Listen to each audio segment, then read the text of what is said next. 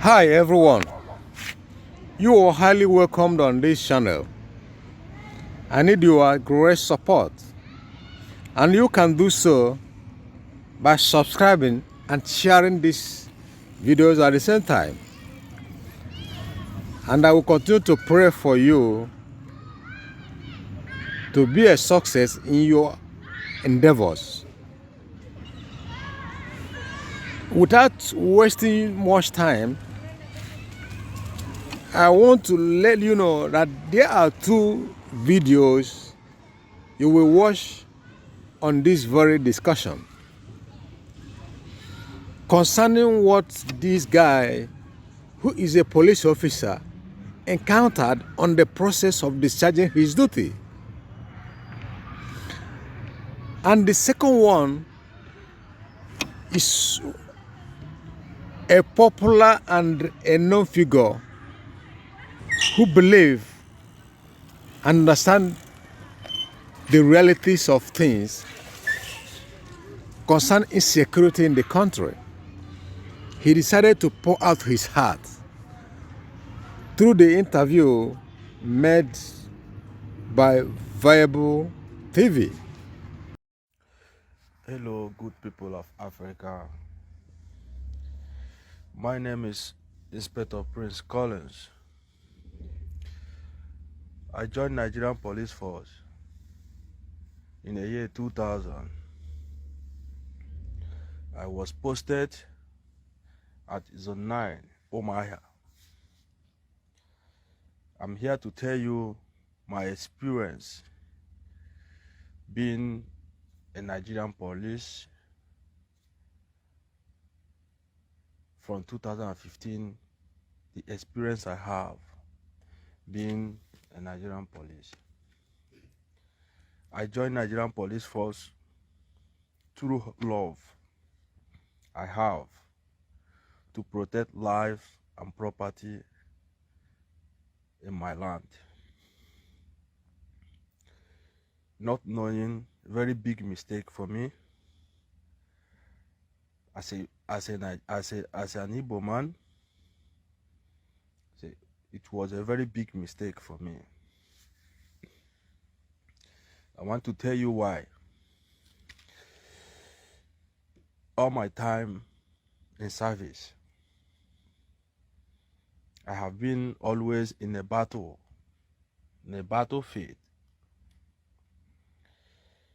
I serve as a CID. That's why you see me with BS. I serve as a CID, and we can sit and drink and smoke and do whatever. You will not even believe or think I'm an officer. You will not even know that something like pistol or voice record is with me. I want to tell you the experience I have from 2015. Sometimes we go to battle, we lost some of our men. We are still going. This is our work. Sometimes they will call us maybe in a village, something like that. We will go there, we will arrest maybe Fulani herdsmen with AK-47 full loaded ammunition and double magazine. We will take them to barrack. Can you imagine? Tomorrow morning, if you go to work, they will tell you those Fulani has been released. Then I ask myself, how? Why? People with full loaded ammunition. How? I have nothing to do. We have to continue. Then 2015, IPOP started their agitation. Sometimes they will send us to IPOP where they are protesting. We will arrest some of them. Can you imagine? We will take them to station. If you go to work in the morning, they will tell you those guys have been sent to jail or waiting trial. Then I started asking myself, what is going on? Am I in the right position or at the wrong position? Am I in the right place or at the wrong place? What is going on? People, those guys are not with any ammunition and they're sent to jail. And the ones with ammunition and full loaded will send free. You see, sometimes we'll go and confront Fulanis. We'll go and confront Fulanis. They will never challenge you. They will never change bullet with you. You know why? Because they know that once they go to the office, they will be released. Then I started asking myself, what is going on? Those guys with full ammunition and be released, and the ones without any machete and sent to jail. I started asking myself a lot of questions. You know, the funny thing is that why I'm making this video, I'm making this video, I'm so much angry of myself. Last year, October, we were sent a place they called in Abia State, Onitsha Road. Then we was in a very heavy battlefield with hoodlums and robbers.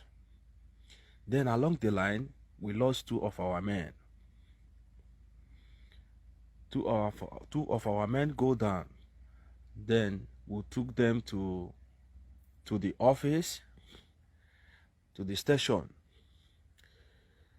Then they took them to the mortuary. Can you imagine? After the burial of two of our men, two of our hefty men that lost their life in a process of to save life and properties, two of our family men that is taking good care of their family and they are living well, and those guys sacrifice their life for your own betterment. They lost their life. You know what happened?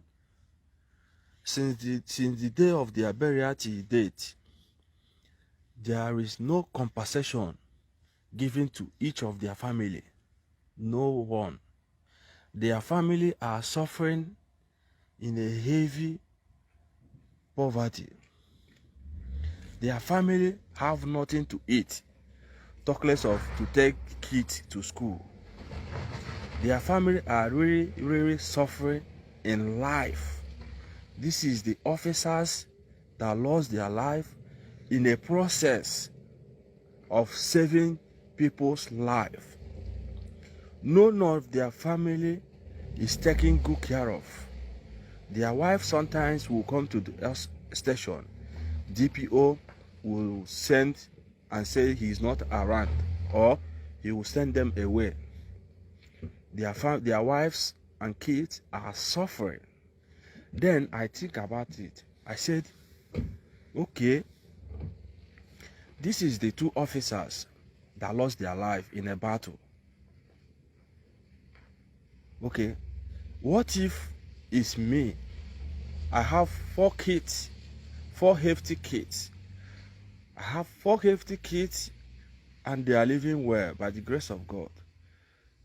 I said, okay, if these 2 officers that lost their life and this is the condition of their family, what if I'm in a battlefield? Because once you are in a battle, one day it may happen. Nobody knows.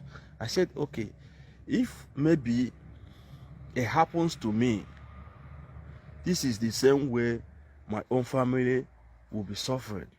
this is the same way my own kids will be suffering, then I advise myself, I decide not to die because of anybody, and my family will be in a hell. I want to use this opportunity to let Mr. President and whosoever it may be to know. Please do me a favor, make sure you share this video. Let the whosoever is in the ASROC and IG to know and to see this, and let the common officer in the street and in the barrack or in the station to see it and advise themselves. I don't advise you to quit as I quit. I don't advise you to advise yourself. And for your information, I want to say this to them, to the whosoever it may concern. As I'm talking to you now, for you, I know they will look for me, and I heard they are looking for me already. For your information, sir, I'm no longer in Nigeria. I am in Niger. From Niger now, I will go to Morocco. From Morocco, I'm going to Spain in Europe. So if you are looking for me, you have to come to Morocco or Spain to look for me. So please try and share this video. Let the common officer in the street and in the station to advise yourself.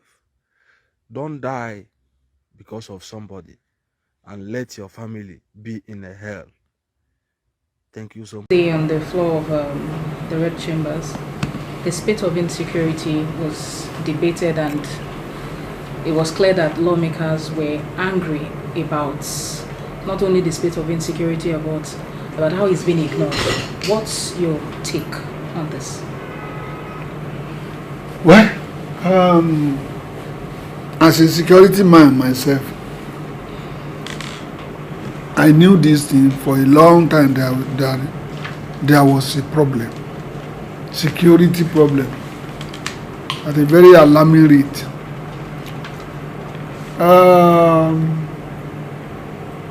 I even went to Borno,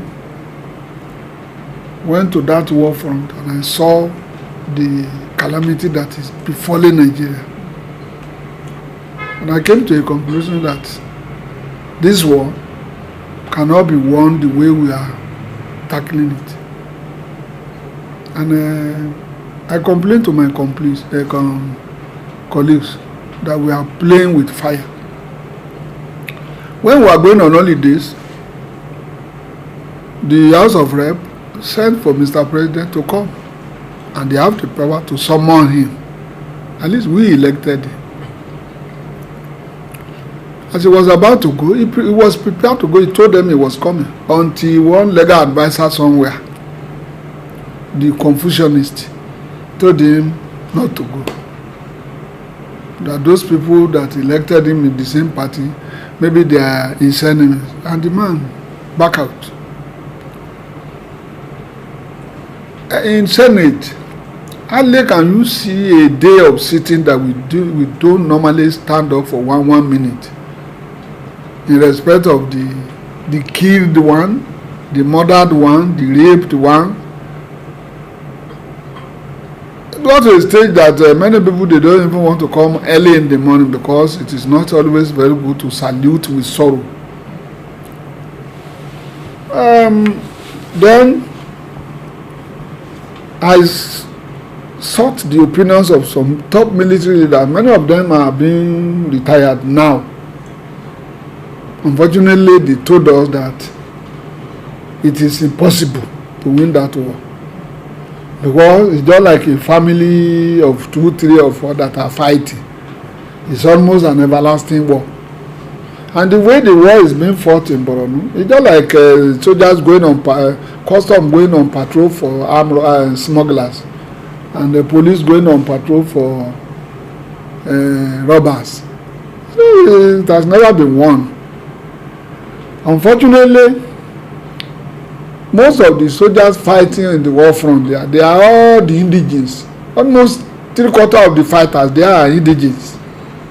And they have passion for they have pity for their people. Last Sunday, the only CO that is a non-indigene, is not from the north, it's from Igbo land, was murdered by the same Nigerian Air Force, just some kilometers to Maiduguri. Bombarded the whole unit with our Air Force manpower. Not even Boko Haram.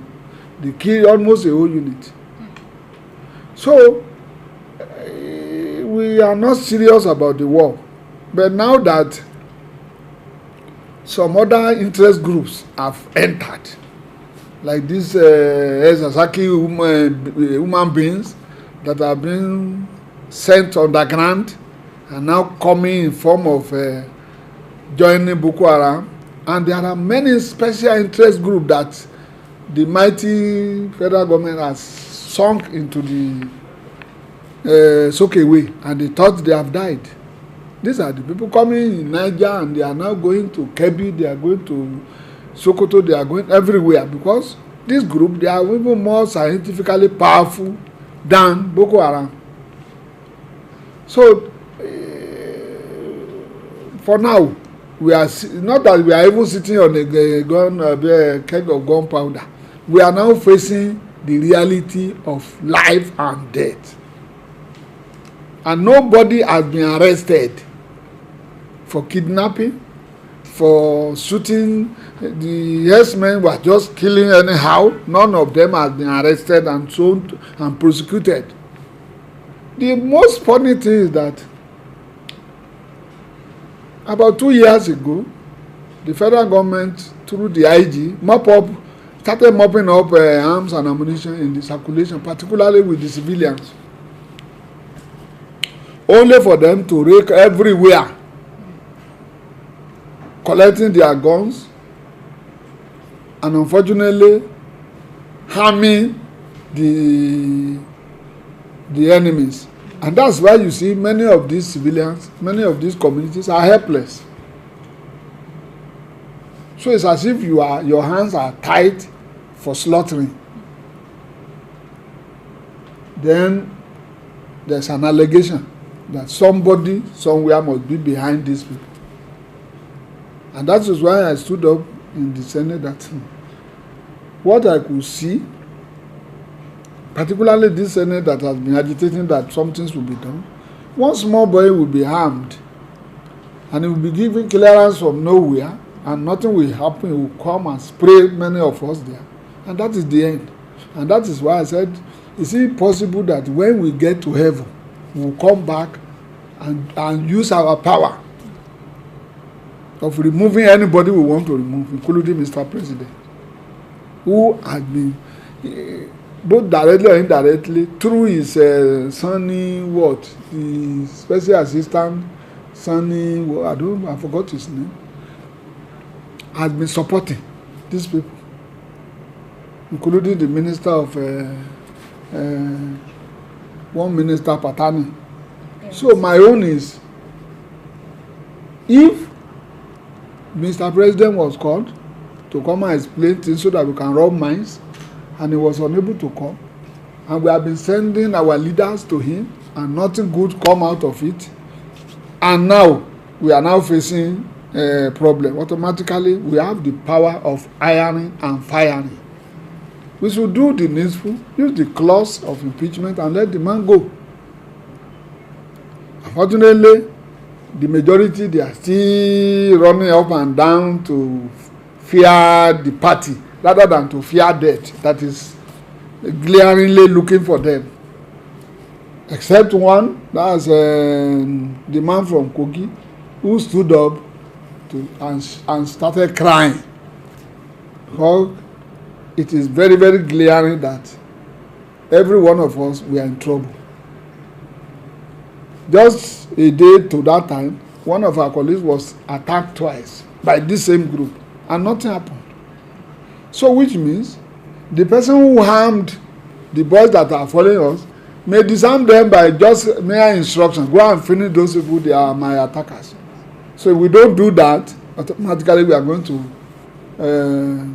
be in trouble. Yoruba said gangana magumi loju okere láti wo. This one is not a long polo. It's coming near your. If you don't want your eyes to be plugged out, you have to do the needful. If this man, if the government, automatically the government has failed security wise. When we are now going to full security, the government has failed. Because these people, they don't allow our farmers to farm, and this is the rainy season. So you will see the multiplying effect towards the end of the year that famine may disperse the whole country. And where do we run to? Do we go to Ghana? Ghana doesn't want to see us again. Republic of Benin, they are so tiny that their economy cannot take 1 million people at a go. So the best thing is that now that they don't allow our farmers in the north to farm, and our cows are eating deep into our farms in the south.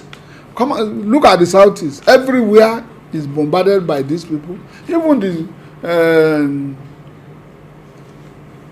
these Umai people, that's the man who joined them of recent, just because of security. That's Ebonyi governor. He's now having his own bitter pill.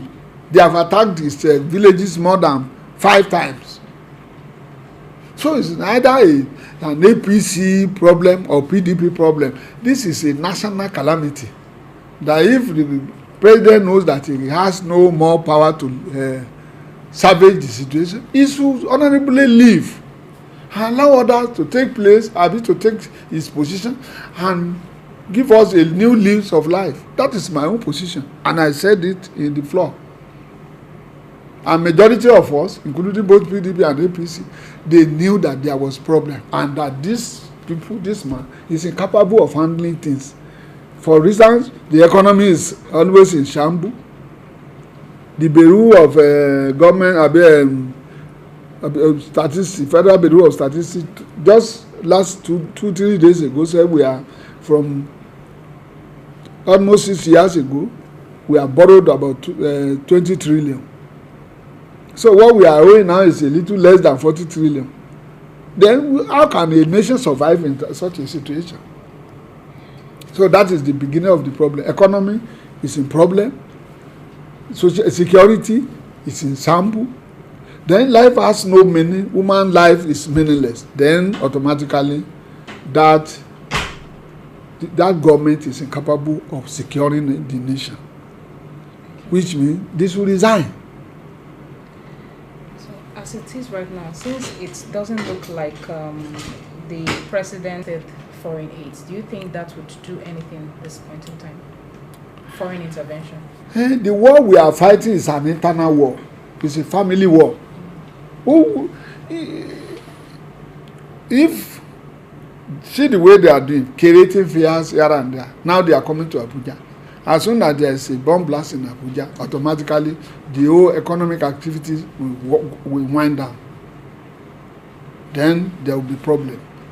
Then where will foreign intervention come? Is it Zamfara? Will they go to Zamfara? Or the war that cannot be won in the next 20 years, according to General Brantai in Borno, in the northeast? Is it Kebbi now that they have already moved to, or Sokoto they are bombarding? Or where? Now they have raided the east, the middle belt, that is central. They are having problem. Kaduna is having problem. Makurdi is already gone down. Then how would they intervene? When they were in a compacted area like northeast, that one can still be can be very easy. The man who has been assisting us, that is the man in charge of Chad, was assassinated, and that has been our problem now, because he was the one preventing them from that Lake Chad axis, that he didn't allow them to spread. He even fought 25 kilometers into Nigeria, chasing them to us so that we can clear them off. But the military then, this Salvation Army military, shouted that he was an expansionist. He's trying to take over Nigerian territory. Somebody was trying to help us. Now that our helper has gone, and they are having their crisis now. Where will the foreign soldiers stay? And who will he fight? Go and you journalists take a visit to Maiduguri and see the life there. How would they fight?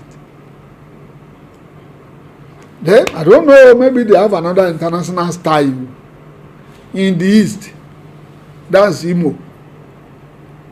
Mosop is coming up. Yes, sir. Coupled with these herdsmen. Yes, sir. Who are they fighting in Ebonyi? Who is fighting who? Is it not the same group? Then where will they stay to fight? They are spreading, although they are not too many. But it's an internal war that is not easy to fight. When you have an external enemy, you know how to fight them. But internal, it's not easy. Right. Thank you very much, sir. You are welcome. But wait. And watch somebody slaughtering their children in the school, taking their children into one fake nearby bush. I don't know how many bush forests they are having in Kaduna. I don't know how many forests they are having in Sambisa. I don't know how many forests they are having in Katsina. This is rainy season, is just coming up.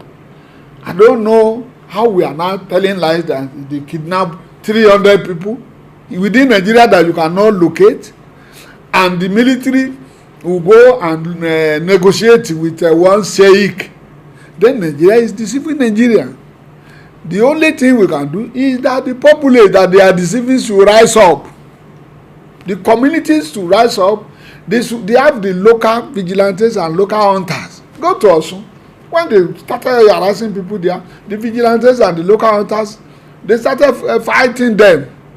Just about last week, they went to my local government in my own ward, and they wanted to kidnap about 5 or 4 people. A woman came out and shouted. The whole hunters and vigilantes came out and started shooting the Fulani until they captured about 2 of them. And the problem is that if you capture them alive, the police will ask you to leave them alone. The best thing is that when they are killing you, kill them. It is now self-help. If it is not self-help, all of you will just sit down, they will kill everybody, finish, and nothing will happen. So are you suggesting self-defense? Yes. How would they carry you? If they carry you now, and I know that these are the people carry you, automatically we resort to self-help. When they know that the people are alert and they have their own arms and ammunition, but local, they will not dare it. Many of them, if they go to Ibadan, all this area, you will see that when they shoot with their AK-47, it doesn't enter. At times, it doesn't even answer. Then the hunters will now bombard them with their own local something. Yet, it is this hunter that the police will arrest. That's the problem. But they should ignore the police, even now that they are even spraying police like how they fried dodo and akara. Automatically, the police now are afraid. So if the hunters can come to the aid of police, it's better. The JTF in Borno, they assisted a lot before they were tired. If the South too is doing it, the South is to do it.